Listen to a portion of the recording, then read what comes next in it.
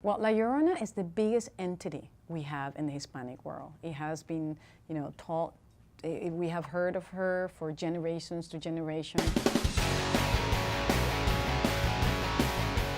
And here we are with this amazing actress who I love, Venezuelan, Patricia Velasquez representing, and now here in La Llorona.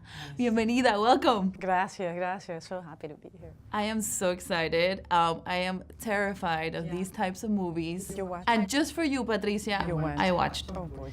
I watched it, I screamed. I think I left bruises on the people next to me because I didn't know where to go. It's scary. But isn't it great to have, to go to the movie theater? You wonder why horror films is the only genre that keeps growing. Yeah. Or one of the only ones. It's because you have a community experience. You feel like you're a part of a family. Everyone screams, everyone hurts each other, everyone laughs. And, it's really, truly an experience. It is, and it's crazy to think that you can feel those emotions by something that you're doing. Right. What draws you to do that? What keeps you? I mean, for me, when I read the script, it was called The Children. It wasn't called The Curse of La Llorona because they did it that way so nobody would find out that this movie was going to be shot. So it really, I mean, these guys are so clever, James Wan, and all of them. And then when I read the script, I was like, well, this is the story of La Llorona. I grew up with La Llorona, and I love the script. I love how respectful it was from the point of view of our entity, of La Llorona. And then I love my character, so I wanted to be a part of it. And of course, I mean, yeah, they're very strong emotions, but I guess that's our job as actors to dig in and put it all out there. Definitely. Now, as a kid, what stories did your parents tell you La to keep Llorona. you into submission? No, Oh, yeah, La Llorona. That's La Sayona was also in Venezuela. Yeah, La Sayona in Venezuela. But I grew up in Mexico. Oh. And then I moved to Venezuela. We moved to Venezuela when I was I think 9 or 10. And so I remember when I was 5 years old, the first time I heard La Llorona, it was from my brother. And it was 6 brothers and sisters, and my brother just screamed, La Llorona! And we all ran inside the house.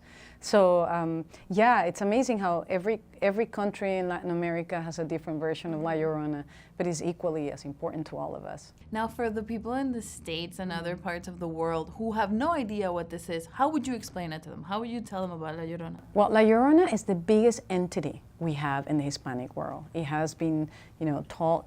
We have heard of her for generations to generation. There are many origins of La Llorona, but it tells the story of a woman who was very beautiful, and she lived in a town where this merchant came from out of town, and they fell in love. They had 2 children, and she found him in the arms of another woman. And in her rage, she drowned the children in the river because she, to take away what he loved the most. And when she kind of woke up to what she had done, she realized, and then she killed herself, but she spent eternity now trying to take kids away from other people so she could get her children back. Now, I believe in these entities and spirits. I do, and I know that it's based in a real story. Sure. How do you keep your life in order, check?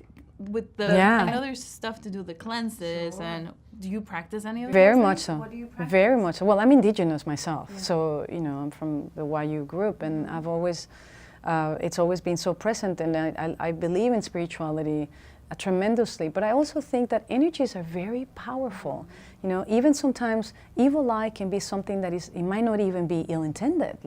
You might want something so much that somebody else has, and maybe this other person might be someone you love very much, but you never got it, or you don't have it, and you go, oh God, I wish I have that one of them. It doesn't mean you don't want it for the other person, but even that in itself constitute evil eye. So there are certain things that you have to do to protect yourself, and it's in there. Indigenous communities have done it for generations. Like for me, the aloe vera plant is a very big one.